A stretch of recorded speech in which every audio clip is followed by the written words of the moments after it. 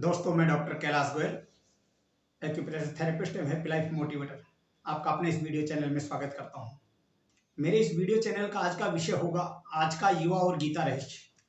मतलब गीता में क्या बातें बताई गई आज के युवाओं के लिए।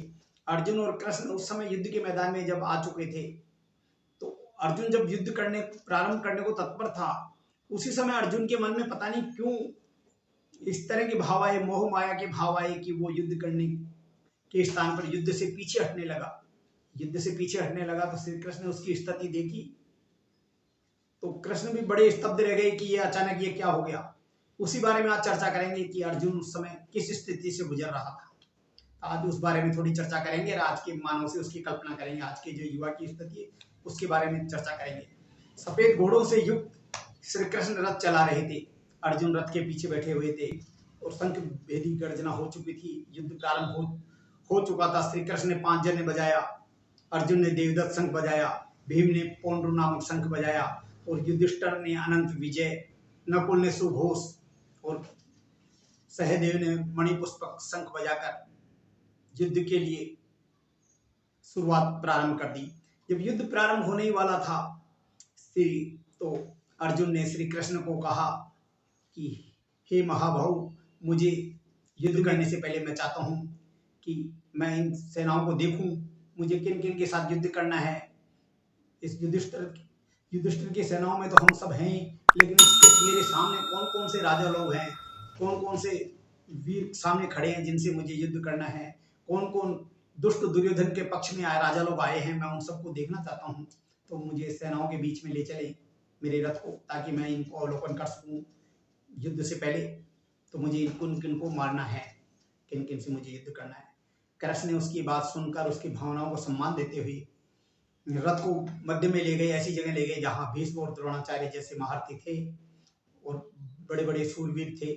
उनके मध्य में ले जाकर श्री कृष्ण ने कहा कि अर्जुन, ये देखो अब आपको किन किन से युद्ध करना है, ये देखो ये सब आपके बीच में है। यह देखकर अर्जुन ने चारों तरफ देखा और देखकर थोड़ा सा मन में उनको भय उत्पन्न हुआ, थोड़ा सा मोह उत्पन्न हुआ कि मुझे सामने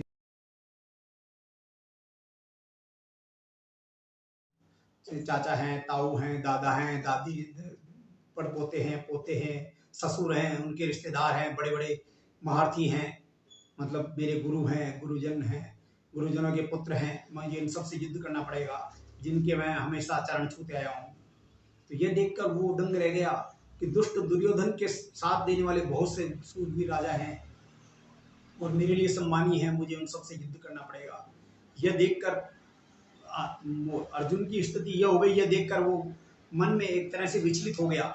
मन में विचलित होकर उसने श्री कृष्ण को कहा, हे श्री कृष्ण, हे पार्थ, मेरी स्थिति बड़ी दयनीय हो रही है, मेरे सारे अंग शिथिल हो रहे हैं, कंठ सूखा जा रहा है, शरीर में कंपन उत्पन्न हो रहा है, गांडीव धनुष हाथ से छूट रहा है, मन भ्रमित हो रहा है, मैं खड़ा रहने को भी समर्थ नहीं हूँ। मतलब उस समय अर्जुन की ये स्थिति थी। वो ये कह रहा था, मेरा कंठ सूखा जा रहा है, मेरे हाथ कांप रहे हैं, गांडीव हाथ से छूट रहा है, मैं दिग्भ्रमित हो चुका हूँ। मतलब मेरी ये स्थिति है कि मैं लड़ने के काबिल नहीं हूँ। मतलब उसकी उस समय स्थिति यह हो गई थी कि वो लड़ने को काबिल नहीं था, उसके सारे अंग शिथिल हो गए थे।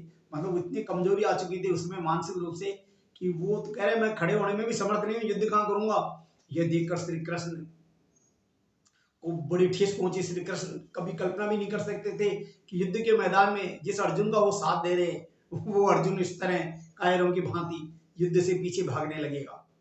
यह देखकर श्री कृष्ण को बड़ा ही भय उत्पन्न हुआ कि ये जो अर्जुन के बलबूते पर जो युद्ध प्रारंभ हुआ था, अर्जुन जैसे महारथी युद्ध को छोड़ रहे हैं तो कैसे विजय प्राप्त होगी।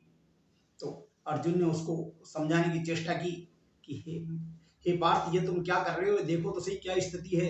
मतलब आपको अपना कर्म करना है, ये सब तो जो होना है वो तो निश्चित है, लेकिन अर्जुन मानने को तैयार ही नहीं था। वो तो कहे मुझे स्वर्ग का राज मिलेगा तो भी मैं नहीं करना चाहता।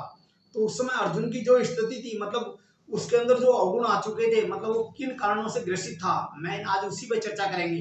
तो उसमें पहले पहले आ चुका था मोह। आज मोह माया के बंधन में हर युवक फंसा हुआ है। मोह के कारण वो क्या है, अपना कर्म कर नहीं पाता भली प्रकार। भली प्रकार यदि आदमी कर्म कर ले, कोई भी युवा तो कर्म करेगा तो निश्चित रूप से सफलता मिलेगी। लेकिन मोह से इतना ग्रसित होता है कि वो कर नहीं पाता, उसका मन विचलित होता है। विचलित इसलिए होता है कि वो कोई टारगेट निर्धारित नहीं करता। टारगेट में आने वाली समस्या, जो लक्ष्य है उस पर आने वाली समस्याओं के कारण वो समस्याओं को देखते हुए विचलित रहता है। विचलित रहता है तो वो लक्ष्य की ओर बढ़ती नहीं पाता। जब बढ़ ही नहीं पाता तो सफलता कहाँ मिलेगी। इसलिए मोह है, विचलित है, एक कमजोर हो जाता है। वो वहां का माहौल देखकर वो ये माहौल देख लेता है कि यहाँ बहुत सारा कंपटीशन है, आज मैं जो कुछ भी करूंगा सब जगह कंपटीशन है, इस कंपटीशन में मैं कैसे सफल होऊंगा। इसलिए वो क्या है, कमजोर महसूस करता है। कमजोर महसूस करता है तो आज का युवा आगे नहीं बढ़ पाता। यही उसमें कायरता आ जाती है, मतलब उसको जो करना चाहिए वो कर नहीं पाता। उसकी कायरता मन में ये आ जाती है, डर लगता है कि यदि मैं कुछ करूं और मैं असफल रह गया तो जनता क्या कहेगी, वो लोग बाग क्या कहेंगे, मेरे घर वाले क्या कहेंगे। तो ये सब आने के बाद आदमी कुछ कर नहीं पाता। जबकि होना क्या चाहिए, जो कुछ कहता है जिनको कहने दो, आप अपने लक्ष्य की ओर निर्धारित रहो, लक्ष्य की ओर बढ़ते रहो, तो आपको कायरता नहीं आनी चाहिए। मतलब किसी भी काम में यदि कायरता आ गई तो वो सफलता नहीं मिलेगी। अशांत मन, जिस समय अर्जुन का अशांत मन था, अशांत मन था इसलिए वो युद्ध के लिए तत्पर नहीं हुआ, युद्ध के लिए भागकर पीछे बैठ गया। वो कहता है मैं खड़ा भी नहीं हो सकता। भाई खड़ा क्यों नहीं हो सकता, जब युद्ध आपने प्रारंभ कर दिया, युद्ध यहाँ तक आ गया। भाई एक दिन में तो आया नहीं, बड़े बड़े राजाओं को बुलाए आपने, राजाओं को अपने पक्ष में किया, उनसे वार्ता की। तो युद्ध के लिए तैयारी करते समय श्री कृष्ण ने अर्जुन को बिल्कुल पुख्ता कर दिया था कि युद्ध होना है। जब युद्ध होना है तो युद्ध में पहुंच गए, आप मैदान में पहुंच गए। मैदान में पहुंच के अर्जुन कह रहे हैं कि मैं तो कर नहीं पाता, मुझे तो चाचा ताऊ से लड़ना पड़ेगा, इसलिए मैं अब मेरे अंग शिथिल हो रहे हैं, मैं कुछ नहीं कर पा रहा हूँ, मैं तो कमजोरी महसूस कर रहा हूँ, गांडीव हाथ से छूट रहा है। तो ये उस समय उचित नहीं है, ये तो सब पहले सोचने वाली बात थी। इसीलिए आज के युवा को कोई भी काम करने से पहले पूर्व निर्धारित कर लें कि साहब मुझे ये करना है, मैं इसमें सफल हो सकता हूँ, अपने मन की शक्ति को देखकर उसी तरह करें। शांत मन नहीं रखें, शांति के हिसाब से चलते रहें, शांत मन से चलते रहें। शांत मन से चलेंगे तो निश्चित रूप से सफलता मिलेगी। एक कर्म नहीं रहे, उसको कर्म तो करना ही है। आपको हमेशा कर्म करते रहना है, बिना कर्म किए। श्री कृष्ण ने स्पष्ट कहा है, बिना कर्म किए कुछ भी नहीं होना है। ये कर्म किए बिना आप रह ही नहीं सकते, अच्छा करो या बुरा, इसलिए कर्म आपको करना है। कर्म यदि मन से करोगे तो निश्चित रूप से सफलता मिलेगी। इसलिए कर्म होने की बजाय आप लक्ष्य की ओर बढ़े, लक्ष्य के हिसाब से कर्म करते रहे, पथ भ्रष्टता छोड़े।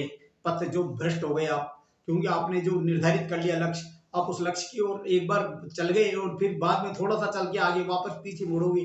जिस तरह अर्जुन ने रथ में बैठ गए, सेनाओं के बीच में आ गए, और उस समय यदि पीछे भागने की स्थिति आई तो वो तो एक शर्मनाक स्थिति होती है, उसमें सफलता कहाँ है, वहां तो अंधकार ही अंधकार है। इसलिए पथ भ्रष्टता छोड़े।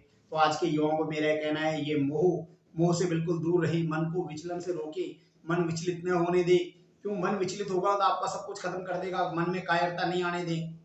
तीसरी बात, मन में कायरता नहीं आने दे। कायरता आएगी तो आपका सब कुछ खत्म कर देगी। एक कर्मण्यता छोड़ दें, मतलब जो आपको कर्म करना ही करना है, जिस कर्म की ओर आप आगे बढ़े हैं, लक्ष्य जो आपने निर्धारित किया वो आपको करना है और आगे बढ़े, उसको निश्चित रूप से सफलता मिलेगी। शांत मन हटा दें, मन को बिल्कुल शांत रखें कि आपको कर्म करना है, उस कर्म की ओर बढ़ते चले, निश्चित रूप से सफलता मिलेगी। इसलिए अशांत, जो अर्जुन ने अशांत हो गया तो आपको नहीं होना है। अशांत होंगे तो कोई गीता का उपदेश देने वाला आज नहीं मिलेगा आपको। आज तो जो मोटिवेशन के माध्यम से हम बता रहे हैं, मैं बता रहा हूँ, या जो भी कुछ बता रहे हैं आपको, उनके अनुसार काम करना है। आज सही राय देने वाले बहुत कम मिलेंगे। इसलिए अशांत मन छोड़ दीजिए। अशांत मन के आधार पे कहीं कुछ नहीं होना है। इसलिए मन में शांति रखें, मन में शांति रखेंगे, निश्चित रूप से सफलता मिलेगी। पथ भ्रष्टता खत्म कर दें। क्यों, आपने जो निर्धारित किया है, आप जिस रास्ते को आपने चुना है अपनी कैपेसिटी के हिसाब से, उस रास्ते पे चले और मन से प्रयास करें, निश्चित रूप से सफलता मिलेगी। इसलिए पथ भ्रष्टता छोड़ दें, मन को कमजोर होने से बिल्कुल हटा दें, निगेटिव लोगों से दूर हो जाए। क्योंकि मन कमजोर होगा तो आपको सफलता मिलेगी। मन कमजोर नहीं करना है, मन कमजोर होगा तो सफलता नहीं मिलेगी। और मन को थोड़ा सुदृढ़ बढ़ाएंगे, टारगेट की तरफ बढ़ेंगे, सफलता मिलेगी। इसलिए अर्जुन की जो स्थिति थी वो उस स्थिति से आपको निकलना है। मेरा उद्देश्य आज के वीडियो के माध्यम से आपको ये कहना है, अर्जुन की जो स्थिति युद्ध भूमि में आकर हो गई उस समय, उसके प्रमुख कारण यही थे, मोह, माया, विचलन, कायरता, रोमांच, अशांत मन, पथ भ्रष्टता, कमजोरी। ये सब क्यों होती है, ये सब क्या है, मोह के कारण होती है।